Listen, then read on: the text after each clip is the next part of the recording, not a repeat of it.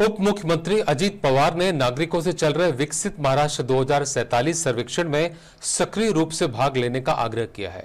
जन भागीदारी के महत्व पर प्रकाश डालते हुए उन्होंने विधायकों, संभागीय आयुक्तों और जिला कलेक्टरों और जिला परिषद के मुख्य कार्यकारी अधिकारियों से बैठकों और सोशल मीडिया के माध्यम से जागरूकता को बढ़ावा देने की अपील की है। साथ ही साथ विकसित महाराष्ट्र के सपने को पूरा करने का संकल्प लिया है। माननीय अध्यक्ष महोदय, मी आपल्या अनुमतीने महाराष्ट्र विधानसभा नियम 47 अन्वये पुढील निवेदन करतोय।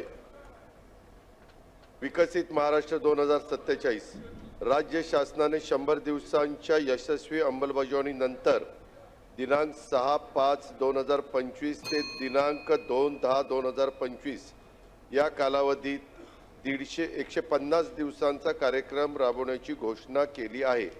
त्यामध्ये विकसित महाराष्ट्र 2047 करता विजन डॉक्युमेंट तयार करण्याचा समावेश करण्यात आला आहे। विकसित महाराष्ट्र 2047 चे विजन डॉक्युमेंट तयार करण्यासाठी दीर्घकालीन उद्दिष्ट महाराष्ट्र 2047, मध्यमकालीन उद्दिष्ट महाराष्ट्र 75 व अल्पकालीन उद्दिष्टे ठरवण्यात आली आहेत। विकसित महाराष्ट्र 2047 च्या विजन डॉक्युमेंटचा मसुदा तयार करण्यासाठी क्षेत्रनिहाय 16 गट स्थापन करण्यात आले आहेत। राज्याच्या प्रादेशिक संतुलित विकासाला चालना देण्याकरिता प्रगतिशील, शाश्वत, सर्वसमावेशक व सुशासन असे 4 प्रमुख आधारस्तंभ निश्चित करण्यात आले आहेत।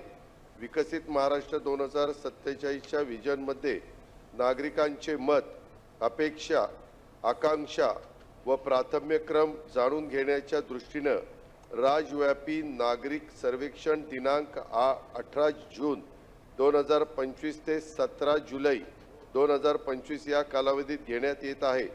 या सर्वेक्षणाच्या अनुषंगाने मी आपणास निवेदन करतो की सर्व सन्माननीय सदस्यांनी आपल्या समाज माध्यमांद्वारे मेळावे, बैठकांमध्ये विकसित महाराष्ट्र 2047 च्या नागरिक सर्वेक्षणात सर्व नागरिकांनी सहभागी होण्याचे आवाहन करावे।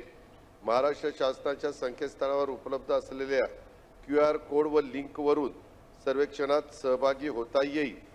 सर्व सन्माननीय सदस्यांनी स्वतः तसेच सर्व विभागीय आयुक्त, जिल्हाधिकारी, मुख्य कार्यकारी अधिकारी व अन्य आस्थापनांच्या माध्यमातून नागरिकांना सर्वेक्षणात भाग घेण्यासाठी प्रोत्साहित करावे।